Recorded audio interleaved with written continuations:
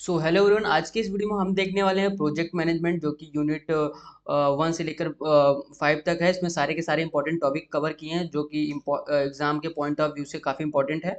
तो मैं बता दूं कि जो मैं इसमें इसके क्वेश्चन टॉपिक के साथ मैं आंसर भी अटैच किया हूँ, बट डिटेल में नहीं किया हूँ, एज अ ओवरव्यू अटैच किया हूँ। अगर आप मेरे नोट्स पढ़े हैं या फिर मेरे वीडियोज़ देखे हैं तो आप उससे रिलेट कर पाएंगे, और अगर आप पढ़े हैं तो आप इतना देखने के बाद इलेबोरेट करके लिख सकते हैं। ओके, चलिए शुरू करते हैं। सबसे पहले देखते हैं यूनिट 1 में कौन कौन से टॉपिक है और उनको आंसर्स क्या हैं।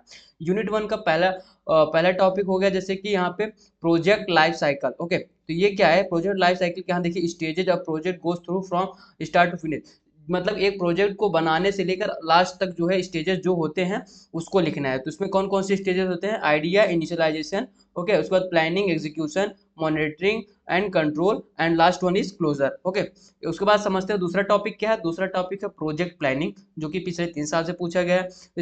इसमें जो है यह क्या बोलता है? Planning helps in goal setting. Planning क्या करता है? गोल सेटिंग में हेल्प करता है, रिसोर्स एलोकेशन में हेल्प करता है, एंड डेडलाइन मैनेजमेंट, मतलब कि डेडलाइन मैनेजमेंट मतलब प्रोजेक्ट कब खत्म होने वाला, कब कंप्लीट करने होने वाला है, उसके जो डेडलाइन को मैनेजमेंट करता है। ओके, स्टेप्स कौन कौन से हैं? Define objective, break down into task, assign resources, create schedule. Okay, उसके बाद टूल्स कौन कौन से यूज होते हैं? Gantt chart, work break down structure, जिसको शॉर्ट फॉर्म में बोलते हैं VBS। ओके, उसके बाद पहले यूनिट का तीसरा टॉपिक है प्रोजेक्ट अप्रेजल टेक्निक। ओके, ये मैंने पढ़ा रखा है, काफ़ी अच्छे से पढ़ा रखा है, नोट्स भी दे रखा है, आप वहां से जाके प्रेफर कर सकते हैं। Okay, use to evaluate whether a project is financially viable. ये एवेलुएट करने के लिए यूज किया जाता है क्या प्रोजेक्ट जो है फाइनेंशियल तरीके से वाइबल है कि नहीं। ओके, जैसे कि हो गया पे बैक पीरियड, ये भी देखा जाता है, NPV देखा जाता है, IIRR देखा जाता है। ओके, मैं इसको काफ़ी अच्छे से डिटेल में पढ़ा रखा हूँ, आप जाके यूनिट को प्रेफर कर सकते हैं। मैं डिस्क्रिप्शन में पूरा प्ले लिस्ट का लिंक दे दूंगा, आप वहां से देख सकते हैं, काफ़ी इजी नोट्स हैं। ओके, उसके बाद चौथा टॉपिक आता है फिजिबिलिटी स्टडी। ये क्या है? जो कि है check whether project is practical और व्हाट इज डूइंग। मतलब कि फिजिबिलिटी स्टडी का मतलब है ये चेक किया जाता है क्या ये प्रोजेक्ट जो है वर्थ है, इसमें पैसा लगाना सही है, या फिर इसके इसके ऊपर काम किया जाना सही है कि नहीं है। ओके, ये चेक करने के लिए, जैसे कि इसके टाइप कौन कौन से हो जाए।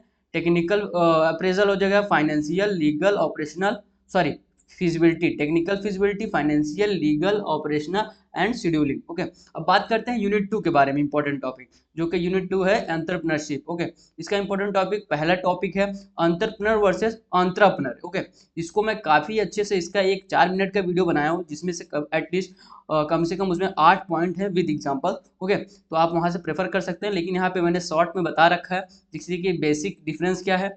जैसे एंटरप्रेन्योर हो गया, वो क्या काम करता है, उसका ओन वेंचर, वो अपने ही कंपनी के लिए काम करता है, मतलब खुद जब कंपनी स्टार्ट करता है जो अपने रिस्क पे, उसको क्या बोलते हैं? एंटरप्रेन्योर।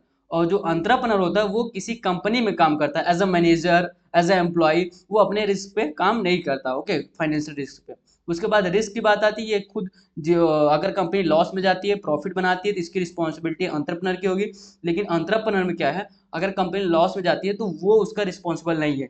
ओके, या फिर कह सकते हैं लेस रिस्क लेता है। ओके, उसके बाद कंट्रोल की बात करें तो एंटरप्रेन्योर के पास जो है बिजनेस का फुल कंट्रोल होता है, और एंटरप्रेन्योर के पास क्या होता है? लिमिटेड कंट्रोल होता है। ओके, दूसरे टॉपिक के बारे में बात करते हैं यूनिट 2 के, फंक्शंस ऑफ एंटरप्रेन्योर। एंटरप्रेन्योर के कौन कौन से फंक्शंस हैं? ओके, जैसे कि पहला फंक्शन जैसे कि आइडिया जनरेशन हो गया, रिस्क टेकिंग हो गया, डिसीजन मेकिंग हो गया, रिसोर्स ऑर्गेनाइजेशन हो गया, इनोवेशन हो गया। ओके, उसके बाद आता है कैरेक्टरिस्टिक्स ऑफ एंटरप्रेन्योर। एंटरप्रेन्योर के कौन कौन से कैरेक्टरिस्टिक्स हैं? ओके, जैसे कि रिस्क टेकर हो गया, वो रिस्क ले सकता है, इनोवेटिव इनोवेटिव तरीके से काम कर सकता है, तो नई नई जो है प्रोडक्ट लॉन्चेस कर सकते हैं, उसमें क्रिएटिविटी ला सकता है। ओके, उसके बाद विजनरी हो सकता है, लॉन्ग टर्म के लिए, लॉन्ग टर्म गोल के लिए विजनस हो सकता है। ओके, सेल्फ कॉन्फिडेंस हो सकता है, गोल ओरिएंटेड होता है। ओके, उसके बाद बात करते हैं चौथे टॉपिक के बारे में यूनिट 2 का, जो कि है बैरियर टू एंटरप्रेन्योरशिप। एंटरप्रेन्योरशिप में बैरियर क्या है, जैसे कि बैरियर मतलब उसमें क्या क्या ऐसे कौन सी चीजें हैं, फैक्टर हैं जो कि एंटरप्रेन्योरशिप को अफेक्ट कर सकती है। जैसे कि हो गया फाइनेंशियल इश्यू, हो गया लैक ऑफ नॉलेज, हो गया नॉलेज की कमी, उसके बाद आता है सोशल प्रेशर, हो गया रिस्क फियर, हो गया मतलब कि फियर का रिस्क है कि इसमें एंटर करना सही होगा कि नहीं होगा, ये हो गया। उसके बाद लीगल हार्डल्स हो गया। ओके, मतलब कि कानूनी अगर दिक्कतें आ गई कानून के रिगार्डिंग। ओके, उसके बाद बात करते हैं तीसरे यूनिट में, जो इंपॉर्टेंट टॉपिक है। तीसरा यूनिट अपना है इनोवेशन एंड स्टार्टअप। इसमें इंपॉर्टेंट टॉपिक कौन से हैं? इनोवेशन एंड क्रिएटिविटी, ये इंपॉर्टेंट टॉपिक है। इनोवेशन क्या होता है? Turning creative ideas into usable solution.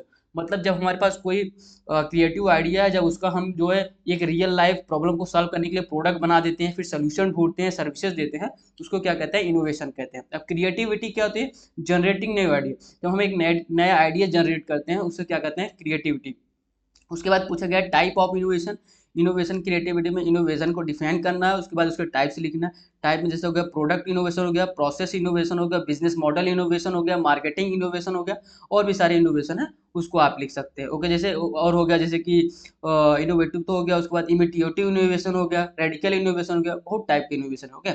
आगे बढ़ते हैं, देखते हैं दूसरा इंपॉर्टेंट टॉपिक क्या है।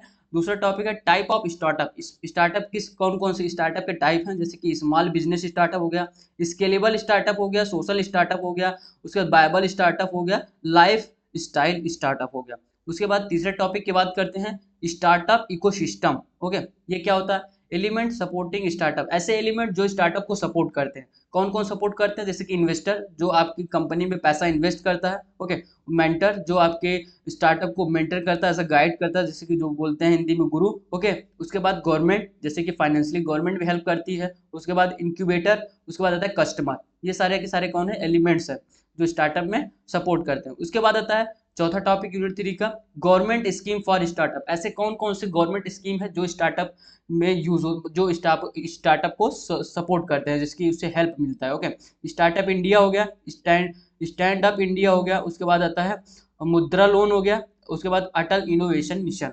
उसके बाद चौथे यूनिट का इंपॉर्टेंट टॉपिक देखते हैं, प्रोजेक्ट फाइनेंस रिपोर्टिंग। ओके, ये क्या होता है, प्रोजेक्ट फाइनेंस रिपोर्टिंग जो है चौथे यूनिट का नाम है। उसके बाद इसमें इंपॉर्टेंट टॉपिक देखते हैं। इंपॉर्टेंट टॉपिक, पहला इंपॉर्टेंट टॉपिक है project cost estimation and working capital. Okay, cost estimation क्या होता है, predicting money need for a project. मतलब किसी प्रोजेक्ट को कंप्लीट करने के लिए इसमें कितना अमाउंट ऑफ मनी लग सकता है, जब हम उसको प्रेडिक्ट करते हैं उसको क्या कहते हैं, कॉस्ट एस्टिमेशन। उसके बाद आता है फिक्स कॉस्ट, जैसे कि लैंड, मशीन, बिल्डिंग, इनके लिए एक फिक्स्ड कॉस्ट होता है। फिक्स्ड कैपिटल होता है। वर्किंग कैपिटल क्या होता है, डेली एक्सपेंसेस। मतलब हम अपने डेली ऑपरेशन को जब जो रन करने के लिए, जो डेली ऑपरेशन को जो कैपिटल लगता है, जो मनी लगता है, उसको क्या कहते हैं, वर्किंग कैपिटल। अब वर्किंग कैपिटल आप किस तरीके से फाइंड कर सकते हैं, फार्मूला बताया गया है, जैसे current asset minus current liability. Okay, ये रहा। दूसरे टॉपिक की बात करते हैं, रिस्क एंड अनसर्टेनिटी। अब ये क्या होता है, इसको समझते हैं।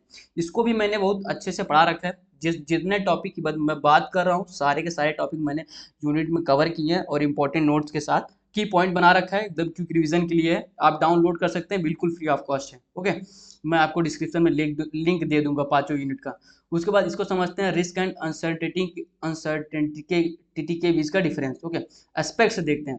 रिस्क में जैसे कि प्रोबेबिलिटी को माने तो नोन होता है, और अनसर्टेनिटी में प्रोबेबिलिटी अननोन होता है। रिस्क जो है कंट्रोल, अगर कंट्रोल की बात करें एस्पेक्ट में रिस्क में, तो जैसे कि सम कंट्रोल पॉसिबल, रिस्क को हम क्या है, कंट्रोल कर सकते हैं। जैसे चांसेस हैं, जैसे कि समझ लीजिए कोई रिस्क आ गए, जैसे प्रोडक्ट अगर हमारे सर हम कोई सर्विस प्रोवाइड कर रहे हैं, उसमें कोई रिस्क आ गए, तो उसको जो है ठीक करने के चांसेस हैं। लेकिन अगर अनसर्टिनिटी आ गई तो उसको चांसेस नहीं है। जैसे कि अनसर्टिनिटी का मतलब है कि जो हम प्रेडिक्ट ना कर सके, क्या होने वाला हम प्रेडिक्ट ना कर सके।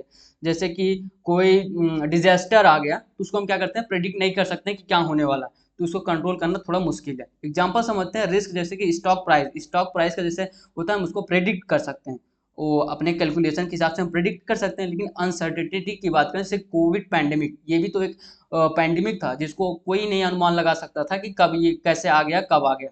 इसमें काफ़ी लोग के जॉब्स गए। ओके, आगे बात करते हैं जो है बैलेंस शीट क्या है, ये इंपॉर्टेंट टॉपिक है, बैलेंस शीट। उसके बाद इनकम स्टेटमेंट, उसके बाद कैश फ्लो। ये सारे टॉपिक मैंने कवर किए, डिटेल में कवर किए हैं, और शॉर्ट नोट के साथ। उसके बाद आता है बैलेंस शीट में जो है बैलेंस शीट, उसके बाद आता है so assets, liability and equity at a time. उसके बाद आता है income statement, profit equal to revenue minus expense. Okay, ये सारे के सारे टॉपिक हैं, जैसे कि रिस्क एंड अनसर्टेनिटी के। ओके, आगे बढ़ते हैं, देखते हैं कैश फ्लो। कैश फ्लो क्या होता है, कैश इन एंड आउट, जो कि एक ऑपरेटिंग के लिए होता है। ओके, उसके बाद इन्वेस्टिंग, फाइनेंसिंग, ये रहा। और चौथा टॉपिक है steps in detail project report. Okay, अब डिटेल प्रोजेक्ट रिपोर्ट में कौन कौन से स्टेप्स हैं उसको बताना है, जैसे कि एग्जीक्यूटिव समरी हो गई, बिजनेस मॉडल हो गया, टेक्निकल फिजिबिलिटी हो गई, फाइनेंशियल फिजिबिलिटी हो गई, टीम स्ट्रक्चर, कंक्लूजन।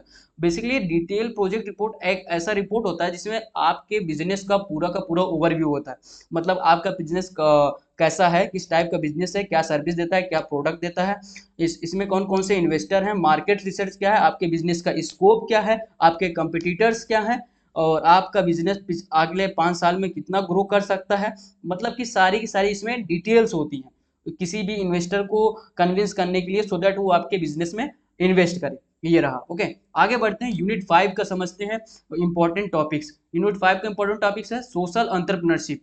ये ओके, सॉरी, यूनिट 5 का टॉपिक चैप्टर का नाम है सोशल एंटरप्रेन्योरशिप। इसके इंपॉर्टेंट टॉपिक्स है, पहला टॉपिक है सोशल एंटरप्रेन्योरशिप क्या होता है, यूजिंग सोशल एंटरप्रेन्योरशिप उसको बताना है। उसके बाद solving social problems using business idea. Okay, social entrepreneurship का होता है क्या मतलब होता है कि जब हम अपने आइडिया से सोशल के प्रॉब्लम को सॉल्व कर सकते हैं। ओके, सोशल प्रॉब्लम को सॉल्व करते हैं और बिजनेस आइडिया से, तो उसको क्या कहते हैं, सोशल एंटरप्रेन्योरशिप, जो कि ये इंपॉर्टेंट टॉपिक है 5वें यूनिट का। ओके, जैसे कि उसके बाद दूसरा टॉपिक आता है type and model of social entrepreneurship. मतलब सोशल एंटरप्रेन्योरशिप के कौन से टाइप हैं, उनके कौन कौन से मॉडल्स हैं वो हैं। उसके बाद मॉडल में जैसे कि हो गया नॉन प्रॉफिटेबल मॉडल हो गया, हाइब्रिड मॉडल हो गया, फॉर प्रॉफिटेबल मॉडल हो गया, मतलब एक प्रॉफिटेबल हो गया, एक नॉन प्रॉफिटेबल हो गया, हाइब्रिड। हाइब्रिड का मतलब है जिसमें दोनों हो, non profitable as well as profitable. Okay, उसके बाद तीसरा टॉपिक आता है marketing management for social venture. Okay, ये तीसरा टॉपिक है जिसके इसमें स्टेप्स कौन कौन से हैं मार्केटिंग मैनेजमेंट सोशल वेंचर के मार्केटिंग मैनेजमेंट के, जैसे कि identify audience, build awareness, create social branding, उसके बाद यूज डिजिटल टूल्स। ओके, ये हो गया। और ये चौथा टॉपिक क्या है, famous Indian social entrepreneur. Okay, अब ये बताना है कौन कौन से फेमस इंडियन सोशल एंटरप्रेन्योर हैं जो सोशल के लिए काम किए हैं। जैसे कि इसमें कुछ नाम है, डॉक्टर वर्गीस कुरैन, ये इनका कंट्रीब्यूशन है अमूल मिल्क रेवोल्यूशन में। और उसके बाद एक दूसरा नाम आता है अरुचा अरुण अरुणाचलम। और फिर थोड़ा सा ये नेम जो देख से आप डिफिकल्ट है, आप पढ़ सकते हैं। उसके बाद इनका जो है कंट्रीब्यूशन है अफोर्डेबल सैनिटरी पैड्स में। उसके बाद आता है डॉक्टर बिंदेश्वर, सॉरी ये क्या है, डॉक्टर बिंदेश्वर पाठक, इनका कंट्रीब्यूशन है Sulabh toilet and sanitization movement. Okay, ये सारी की सारी टॉपिक्स थे, सारे इंपॉर्टेंट टॉपिक्स थे जिसके साथ मैंने ये आंसर का थोड़ा सा ओवरव्यू भी अटैच किया है। आप जाके वहाँ से वीडियो देख के डिटेल में लिख सकते हैं, नहीं तो अगर आप पढ़े हैं तो आप इसको अच्छे से एलोबरेट करके भी लिख सकते हैं। मैं आपको इसका पीडीएफ जो है डिस्क्रिप्शन बॉक्स में भी प्रोवाइड करा दूंगा और प्ले लिस्ट का भी लिंक डाल दूंगा। आई होप आपको वीडियो पसंद आया होगा। यदि वीडियो पसंद आया तो वीडियो को लाइक कीजिए, चैनल को सब्सक्राइब कीजिए। मिलते हैं अगले वीडियो में, तब तक के लिए टेक केयर, जय हिंद।